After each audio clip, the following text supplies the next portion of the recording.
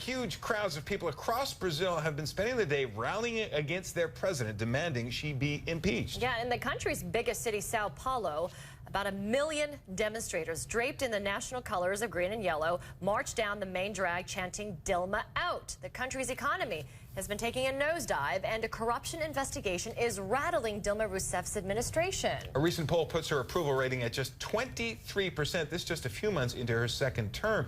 Shasta Darlington is following all this from CNN New York and joins us now. For a while, all of Brazil seemed like a boom town, but I guess the boom is over.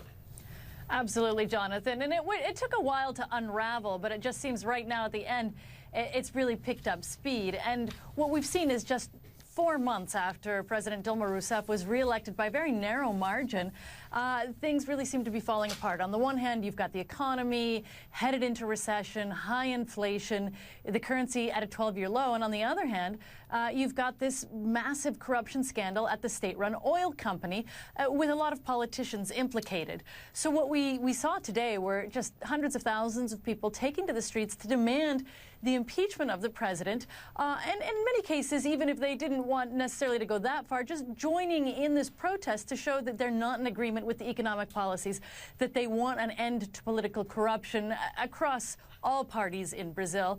And what I think we can say as a result is that with really 4 years, her whole term left to go, President Dilma Rousseff is going to have a tough time steering this nation and implementing austerity measures that she really needs to implement to get the economy back on track. Yeah, but a lot of this started with the anger over the corruption scandal. Can you tell us a little bit more about that? Where does the investigation stand now, and how is Rousseff implicated in all this?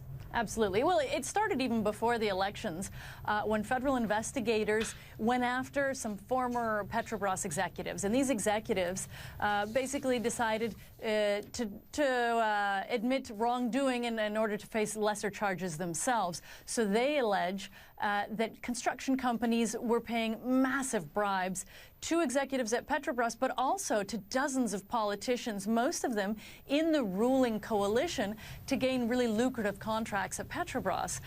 In the end, we're talking billions of dollars, really large amounts.